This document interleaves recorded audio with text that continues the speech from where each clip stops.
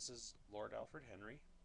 Today I wanted to talk about tips for managers who have employees with Asperger's syndrome. And I'm going to be reading from some notes I took getting ready for this.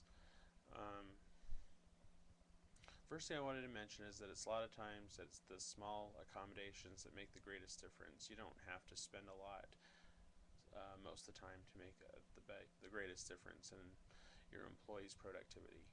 And that would go for autistics as well. First thing I want to cover is air quality. A lot of us tend to have problems with allergies and asthma, and the use of an ionizer or an air duct cleaner will a lot of times help with the air quality. The second thing I want to cover is the audible environment. Allowing the use of noise cancellation devices or headphones that have white noise or background music in them would probably be one good way to help with audible environment. A noisy office is pretty distracting and sometimes unbearable for us, probably more so than a lot of people. About lighting now, the use of a natural lamp or natural light on the desk, allowing them to maybe take out or disable the fluorescent lights or just use both. Sometimes that works fine, but that might help with the light sensitivity. Some people wear dark lenses indoors or just keep their lights lower in their office too. The next one I have here is temperature. A lot of us will have the problem of being either too hot or too cold. When it's too cold, you can maybe allow the use of a blanket or extra layers of clothing. However, when it's too hot, you don't really have as many options, so I would just simply err on the side of keeping the office cooler. Plus, I think a lot of studies show that a cooler office is actually a more productive one. It makes people a little bit more alert. If some of us sometimes will bounce our leg, and that might bother the person in the next cube or on the same desk. If that happens, sometimes it's good to just move us to our own, separate desk that's smaller or separated, so it doesn't vibrate and shake everything else. Sometimes it's just very hard to control.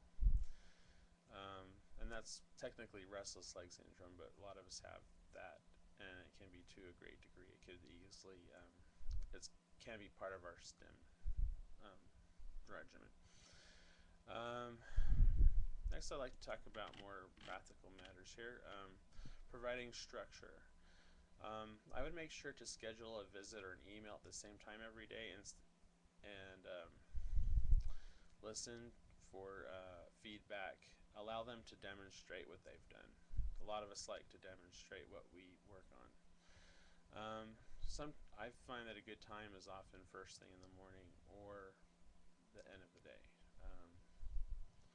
or maybe just before lunch. But the important thing is to have a daily visit with them. Find out if there are any distraction difficulties. Let them know that being distracted is okay, and help them make goals to remove the distractions. The worst thing to do is ignore them for weeks. Find out that they've been very distracted, not been able to work, and make lots of assumptions about how well they can work on their own or how much they want to be left alone. It's always better to ask how much interaction, or if you think that's something that is controllable. It's always best to find out how much interaction they actually want. A lot of times, just because we're quiet doesn't mean we want to be left alone. It may mean that we actually need to have more one-on-one communication. We don't always participate in group conversation.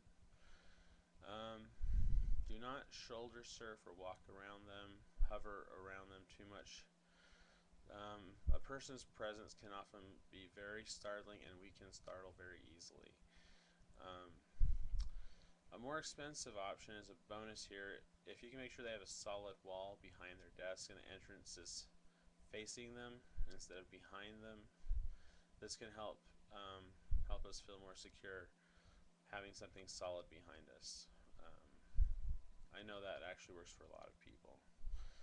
Um, Next one, if there is a meeting for everyone, be inclusive, at least offer an invitation. A lot of times the meeting is mandatory, and just be as accommodating as possible.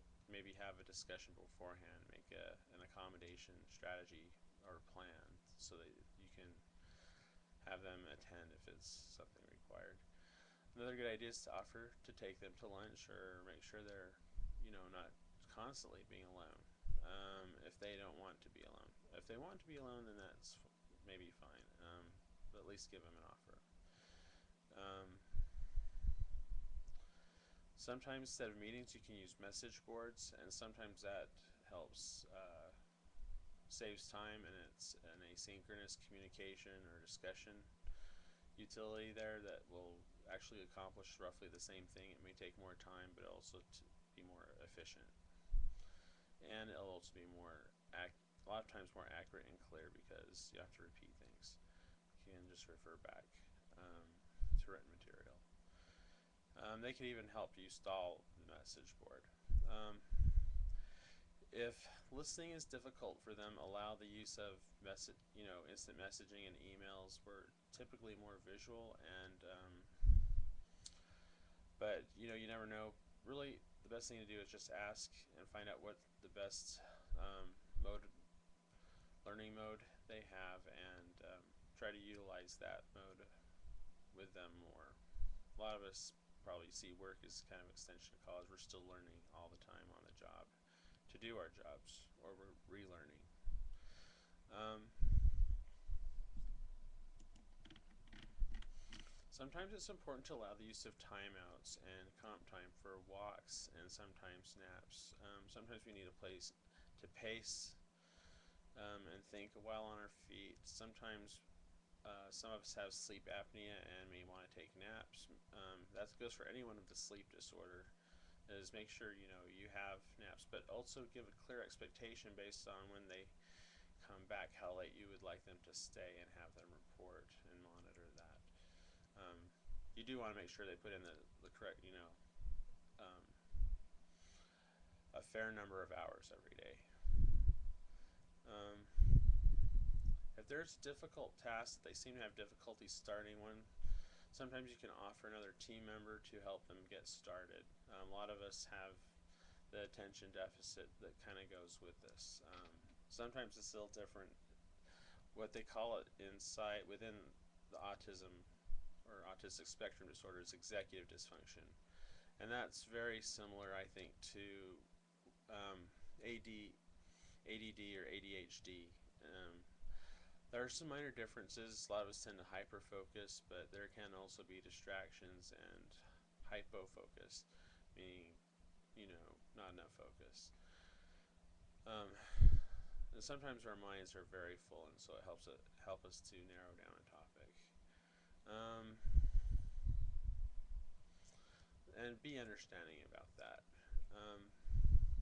Medical situations should be taken seriously. We can have health complications that are more frequent than your typical person. Of course, that's always a sensitive information issue, but a lot of us are probably willing to offer that if it means getting accommodations or being treated with respect. So, if you trust us, we'll trust you. Um, be positive and help clear worries out of the way. Also, be honest about their performance, but instead of using an emotional context for feedback, like disappointment, like I'm very disappointed in your work, you want to use a context of something more logical, like expectations, words that are less emotionally laden. Adjust the expectations that you have for them instead of providing discipline, for example. Use some of those euphemisms that will take emotional sting out of your feedback, and just let them know it's I like your to make a new goal for your performance to increase by this much. If it's a serious thing that they need a warning on, then tell them very exacting that you have this warning, you have so many more left, and these are the consequences.